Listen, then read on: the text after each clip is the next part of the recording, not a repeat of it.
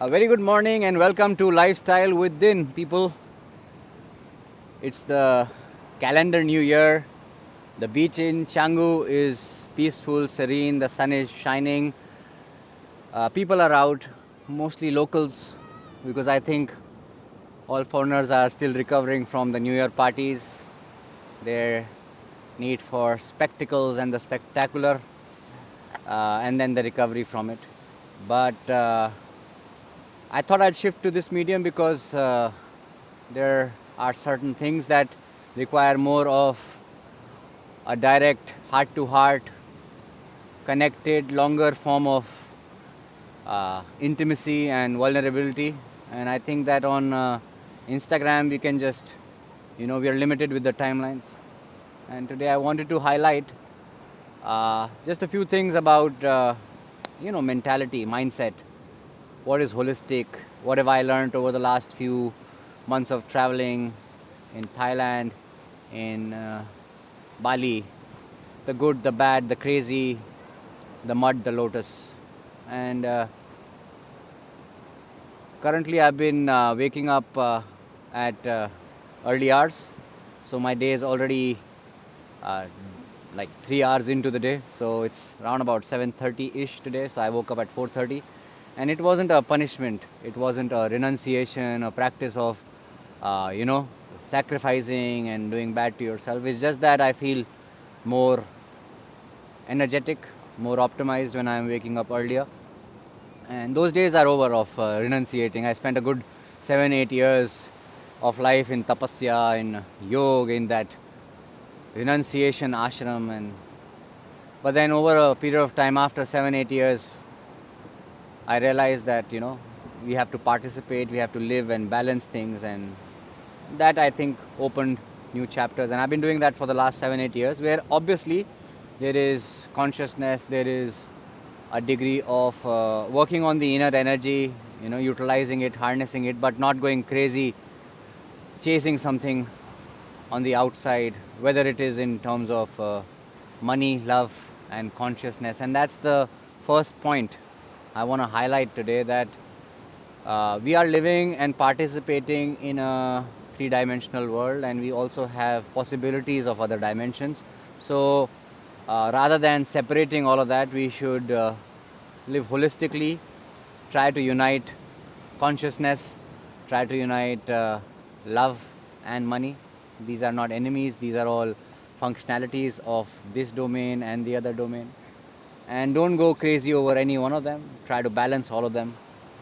If I didn't have a good mic, you would hear a lot of noise from outside. If I didn't have these, I wouldn't have fixed my mic here. And yes, there are a lot of preachers of humility and minimalism in the world, and good for them. I hope it's working out for them. I hope they're living a happy life. I hope they're uh, living the dream and they're enjoying it, and they're utilizing their time towards their own upliftment and the upliftment of humanity. But for me, it's very clear: money, consciousness, and love have to walk hand in hand, and they are just not independent things. Money is also uh, a little bit of credibility, power, validation, and there's a healthy way of taking care of it by knowing it, and an unhealthy way by just ignoring it and keeping it away. Same is with consciousness, same is with love. The whole kind of love is unconditional, the whole kind of love is uh, very integral. It watches lust and desire, it watches it go up and down. And then there's consciousness, where there is one faculty, that there is chasing enlightenment. When all your material chases are over, you chase enlightenment, or living as if you're already enlightened.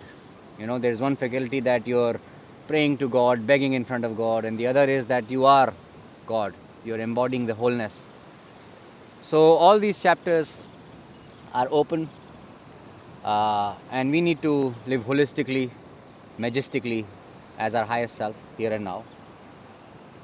And for those who have stayed till now, now is the gold, because I believe that you have to give something to get something. And the most important lesson for people, which starts right now, and this will change your mentality towards life, your holistic life, and it'll make life very easy for you. And if you want to manifest good things, if you want to create a better life for yourself, whether it is financially, whether it is materially, whether it is metaphysically, spiritually, physically, health, emotions, you can do that just by understanding this. And thanks for staying back.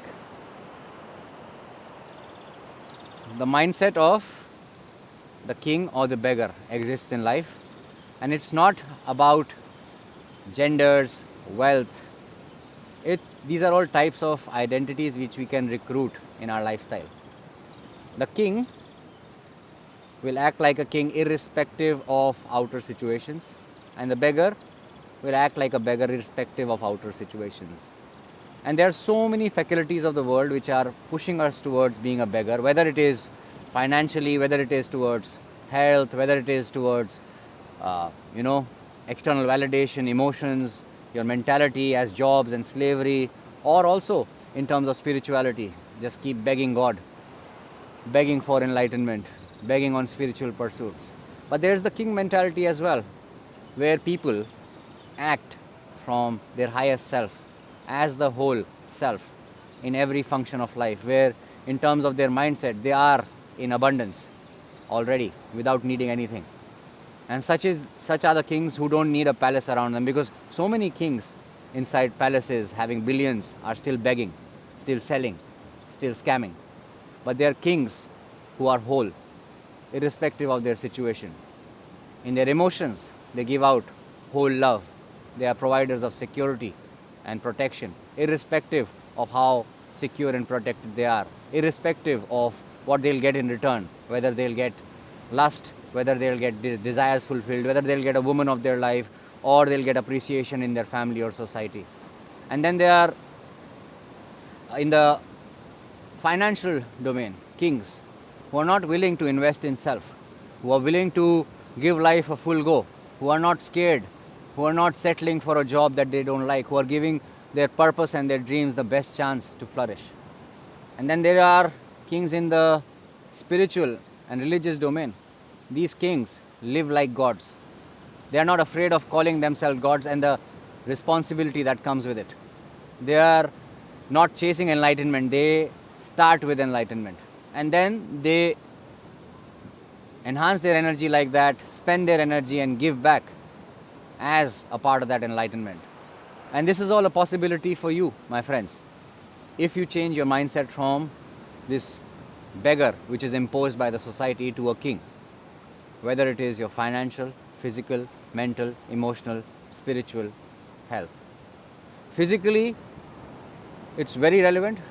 People are working on curative measures to cure themselves after they are ill, or they are wanting to prove themselves to others. But if you are a king, if you are whole about your journey, you will take action, not only to take care of this vessel of your soul, not only to prevent diseases in the future, but also to raise your energy using this beautiful tool, which is not only a physical tool, but it's a vortex. It starts with the body. Every journey of your emotions, of your mind, of your spiritual upliftment starts with the body. Your body, the fascia on it stores emotions.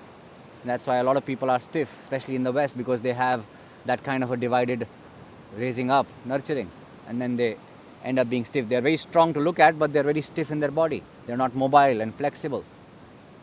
This is the case with Indians as well.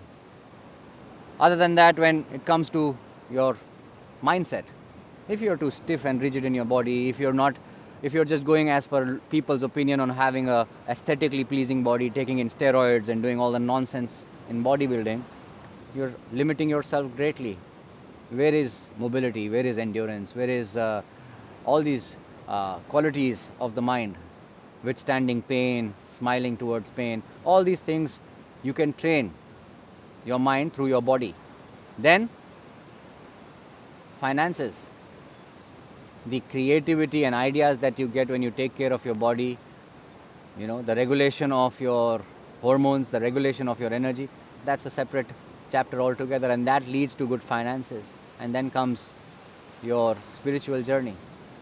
Without mastering the physical, there is no spiritual. So keep all those things in mind and try to find that king within you, because both the beggar and the king are distinct possibilities. And yes, in the world we live in, the beggar is enforced on you, you know, beg for love, beg for money, beg for consciousness. And this might not be evident outside. This is a reality check that comes out of self-awareness when you dig deep down. And this is what you have to gift yourself, that authenticity, that reality, that realization, where you're acting out of lust, desire, out of lack, needing validation, social media, and where you're coming from fullness, where you're coming from that sense of wholeness. And then your consciousness, love, and money, take them as one whole. Do not leave any of these things behind, because that shows a sign of the beggary of the mind, which has been enforced by so many spiritual talkers, so many people around who want you to renunciate, who themselves were kings and then they renounced. The wholeness doesn't want you to renounce this world. It wants you to participate in it. If you can look at the Bhagavad Gita, there are so many versions of it. Everyone wants their own version, but the whole version of it says that participate in the world because everything is pre-decided. Participate and play your role wholly. Do not let go of your role. That's what Krishna says to Arjun. He's asking, a god is asking Arjun to kill his own family in the battle of war. Imagine the absolute participation of that. And that's what Tantra is, or holistic health is, or living in wholeness is. Not your shamanic rituals, that bullshit of shamanic scams.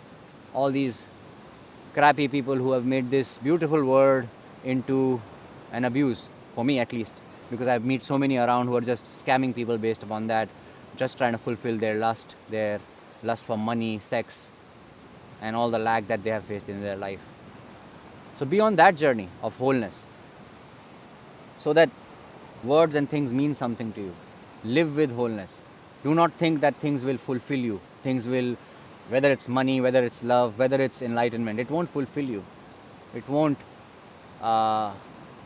it will make life more functional if you can optimize them, if you can find the harmony in them, and you'll be able to serve your purpose better. You'll be able to live this time on this earth better, learn more lessons, and raise your awareness to notice the magic around you better.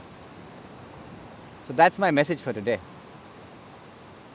Understand wholeness, understand the interconnectedness of life, of money, of consciousness, of love, of your physical health, mental health, emotional health, spiritual health, the environment around, your financial health, and then live like a king, not a beggar. This world has enough beggars and it is calling for more kings. This again is not a gender thing. A woman can rule as well. It is just words that I'm using.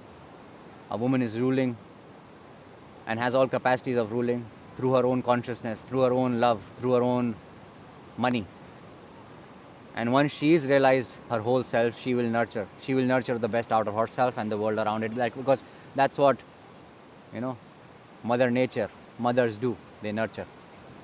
With that in mind, I will try to bring you more such content if this appeals to you. And long form is good because it gives us more time. You do the best that you can from where you are, rather than imposing a sense of perfection on you. And if this video makes you move a little bit, nudge you towards your own higher self, then please take that step, because it only happens through a leap of faith. It's not the mind that can do anything for you. Make the best day ever.